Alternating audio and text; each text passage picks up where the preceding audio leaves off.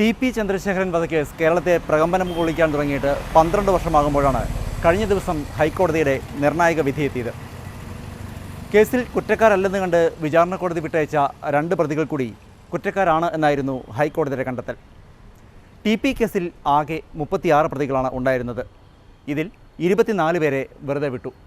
12 പേർ ശിക്ഷിക്കപ്പെട്ടു. ശിക്ഷിക്കപ്പെട്ടവരിൽ പി.കെ. കുഞ്ഞനന്ദൻ ശിക്ഷാ കാലാവധിക്കിടെ മരിച്ചു. പ്രതികളിൽ 11 പേർക്ക് ജീവപര്യന്തം തടവും ഒരാൾക്ക് 3 വർഷം കഠിന തടവുമാണ് വിചാരണ കോടതി വിധിച്ചിരുന്നത്. എല്ലാ പ്രതികളും ഇന്ന് കോടതിയിൽ ഹാജരാകണം. ശിക്ഷയ്ക്കെതിരെ പ്രതികൾക്ക് പരമാവധി ശിക്ഷ നൽകണമെന്നാവശ്യപ്പെട്ട് പ്രോസിക്യൂഷനും ഏതാനും പേരെ വെറുതെ വിട്ടതിനെതിരെ ടി.പിയുടെ ഭാര്യ കെ രമയുമാണ് ഹൈക്കോടതിയെ സമീപിച്ചത്.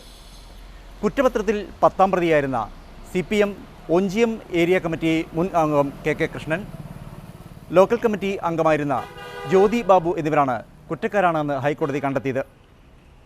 ഇവർ കുറ്റക്കാരല്ലെന്നും ഇവർക്കെതിരെ തെളിവില്ല എന്നും സൂചിപ്പിച്ചുകൊണ്ടാണ് വിചാരണ കോടതി ഇവരെ വെറുതെ വിട്ടത്. ഹൈക്കോടതി നിർദ്ദേശത്തെ തുടർന്ന് ഈ 2 പ്രതികളും കഴിഞ്ഞ ദിവസം വിചാരണ കോടതിയിൽ ഹാജരായി ഇരുവരെയും റിമാൻഡ് ചെയ്യുകയും ചെയ്തു. ശിക്ഷയെക്കുറിച്ചുള്ള പ്രതികളുടെ നിലപാട് തേടാനാണ് ഇന്ന് ഹാജരാകാൻ ഹൈക്കോടതി നിർദ്ദേശിച്ചിരിക്കുന്നത്. പ്രതികൾക്ക് പരമാവധി ശിക്ഷയായ വധശിക്ഷ നൽകണമെന്നുള്ള പ്രോസിക്യൂഷൻ്റെ ആവശ്യത്തിലും കോടതി വാദം കേൾക്കും.